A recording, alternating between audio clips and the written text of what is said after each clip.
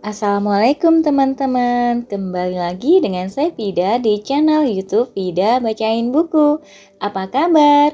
Mudah-mudahan selalu baik, sehat, dan berbahagia. Amin. Teman-teman, kali ini kita lanjutkan lagi membaca buku 12 Aturan Emas Napoleon Hill. Penulis Think and Grow Rich yang telah terjual lebih dari 60 juta eksemplar. Karya awal sang legenda kesuksesan. Mari kita mulai di bab 1 tanpa perlu berlama-lama. Bismillahirrahmanirrahim. 1. Warisan sosial dan fisik. Orang tua menciptakan Anda secara fisik, tapi Anda dapat mengubah diri sendiri sesuai keinginan secara mental. Tetapi Anda dapat mengubah diri sendiri sesuai keinginan secara mental. Anda dan setiap manusia lain adalah bagian dari total keseluruhan dua hal utama, warisan dan lingkungan. Anda mewarisi kecenderungan dan kualitas fisik tertentu dari orang tua. Anda mewarisi kecenderungan serta kualitas lain dari kakek nenek juga orang tua Anda. Ukuran tubuh, warna rambut dan mata Anda, juga tekstur kulit serta kualitas fisik lain yang Anda warisi. Pokoknya, sebagian besar wujud fisik Anda adalah hasil daya kausalitas di luar kuasa Anda. Kualitas-kualitas tersebut yang diharapkan kepada Anda melalui warisan fisik umumnya merupakan kualitas yang tidak bisa Anda ubah secara materi. Kendati demikian, lain halnya dengan kualitas-kualitas yang dikembangkan di lingkungan Anda atau melalui apa yang disebut sebagai warisan sosial. Anda bisa mengubah kualitas-kualitas ini sesuai keinginan. Tentu saja, semua yang telah terlanjur Anda kembangkan sebelum usia 10 tahun jauh lebih sulit dimodifikasi atau diubah karena sudah berakar mendalam. Sulit mengerahkan daya mental untuk mengubahnya. Setiap impresi indera yang sampai ke pemikiran sejak Anda dilahirkan, melalui tiap-tiap panca indera, membentuk dan menjadi bagian dari warisan sosial Anda. Lagu yang Anda dengar atau nyanyikan, puisi yang Anda baca, buku yang Anda pelajari, khotbah yang Anda simak, pemandangan yang Anda lihat, semua membentuk dan menjadi bagian dari warisan sosial. Sumber yang mungkin paling memengaruhi kemampuan Anda menyerap kecenderungan pembentuk kepribadian terdiri atas hal-hal berikut. Pertama, ajaran yang Anda terima di rumah dari orang tua. Kedua, ajaran gereja atau sekolah minggu. Ketiga, ajaran di sekolah, entah sekolah umum atau swasta. Keempat, koran harian, majalah bulanan, dan bacaan lain. Keyakinan yang Anda pegang mengenai segala hal merupakan hasil dari impresi indera yang sampai ke pikiran Anda. Keyakinan ini mungkin tidak tepat atau tepat, masuk akal atau tidak masuk akal, benar atau salah. Semua bersumber dari impresi tersebut. Apabila dalam proses pembelajaran tersebut Anda diajari cara berpikir secara akurat, cara mengatasi prasangka terhadap ras, kredo, politik, dan sebagainya, cara melihat bahwa tak ada apapun di dunia ini selain fakta yang terimpresikan ke pikiran Anda. Cara menjauhkan impresi-impresi indera yang tak bersumber dari kebenaran.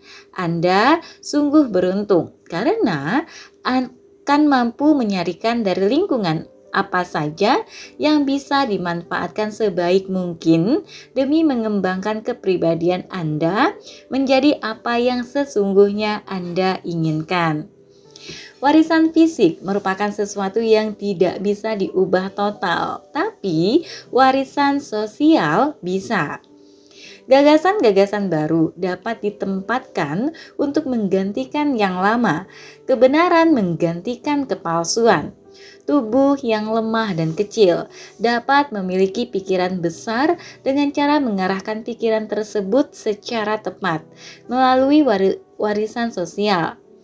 Di lain pihak, tubuh yang kuat boleh jadi memiliki pikiran lemah dan mati juga lewat cara serupa. Pikiran merupakan gabungan total seluruh impresi indera yang sampai ke otak. Karena itu, Anda bisa melihat betapa pentingnya mengusahakan agar impresi-impresi ini bersumber dari kebenaran. Betapa pentingnya hal ini senantiasa dijaga dari prasangka, kebencian, dan semacamnya. Pikiran itu ibarat sebidang tanah subur. Hasil panennya tergantung kualitas alami benih yang ditaburkan melalui impresi-impresi indera yang mencapainya. Dengan mengendalikan 4 sumber utama, keadaan ideal sebuah bangsa atau masyarakat dapat diubah total atau bahkan diganti dengan sebuah keadaan ideal baru dalam satu putaran generasi. Keempat sumber tersebut adalah 1. Ajaran rumah, 2. Ajaran gereja, 3. Ajaran sekolah umum, dan 4. Koran, majalah, serta buku. Melalui keempat sumber ini, setiap keadaan ideal, pikiran, atau gagasan dapat dipaksakan pada seorang anak dengan begitu kuatnya dan akan sulit, kalau bisa dibilang tidak mungkin, untuk dihapus atau diubah. Untuk meringkas, kiranya perlu diulang sekali lagi dalam beberapa kata 2 poin utama yang telah didapat sejauh ini, yaitu: pertama, setiap keadaan ideal atau kebiasaan yang diniatkan agar bersifat permanen dalam diri seorang manusia harus ditanamkan dalam pikirannya sejak usia dini melalui prinsip-prinsip warisan sosial. Sebuah gagasan yang tertanam kuat akan menjadi bagian permanen dalam diri orang tersebut dan tetap menyertainya sepanjang hayat. Kecuali dalam situasi-situasi teramat jarang di mana pengaruh yang lebih kuat berhasil meniadakan atau menghapusnya. Prinsip ini disebut warisan sosial karena memuat medium di mana kualitas-kualitas yang mendominasi seseorang ditanamkan dan berkembang melalui impresi kelima indera. Dari lingkungan sampai ke pikiran, terpisah serta berbeda dari kualitas-kualitas fisik warisan orang tua. Kedua, salah satu prinsip mendasar yang paling penting dari psikologi sebagai tempat berfungsinya pikiran manusia adalah kecenderungan pikiran untuk menginginkan apa yang dilarang atau sulit dicapai. Begitu Anda menyingkirkan objek tertentu dari jangkauan seseorang, saat itu pula Anda menanamkan keinginan dalam benaknya terhadap benda tersebut. Begitu Anda melarang seseorang melakukan sesuatu, saat itu pula muncul keinginan yang begitu kuat dalam dirinya untuk melakukannya. Karena pikiran manusia benci dipaksa melakukan apapun. Dengan demikian, agar sebuah gagasan dapat menjadi permanen dalam diri seseorang, gagasan itu harus dipresentasikan sedemikian rupa agar orang mau menyambut dan siap menerimanya. Setiap tenaga penjual yang kompeten pasti kenal prinsip ini dan mempraktikkan kebiasaan menyajikan manfaat dari layanan, barang, atau dagangan mereka sedemikian rupa sampai calon pembeli tak menyadari bahwa gagasan yang terbentuk tidak berasal dari pikirannya sendiri. Kedua prinsip ini wajib dipertimbangkan oleh mereka yang ingin menjadi pemimpin dalam bidang apapun, karena kesuksesan semua bentuk kepemimpinan bergantung dari penggunaan kedua hal tersebut.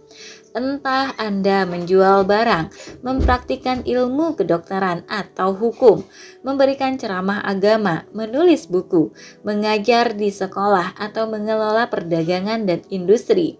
Kemampuan Anda akan meningkat drastis dengan mempelajari, memahami, serta mendayagunakan kedua prinsip tersebut untuk menggapai pikiran manusia. Anda adalah total keseluruhan dua faktor utama, yaitu warisan dan lingkungan. Anda mungkin tak punya pilihan soal bagaimana Anda lahir, tapi Anda bisa membangun pembawaan yang kuat dan mengatasi kelemahan. Anda mampu mengubah lingkungan, pikiran, makna, dan tujuan hidup. Semua terserah Anda. Masalahnya sekarang, apakah Anda ingin? Jika iya, Anda pasti bisa. Oke teman-teman, sampai di sini saja untuk bab 1 ini. Nanti kita akan ketemu lagi di bab 2 di auto sugesti. Untuk teman-teman yang sudah mendengarkan, terima kasih banyak. Sampai jumpa. Assalamualaikum warahmatullahi wabarakatuh.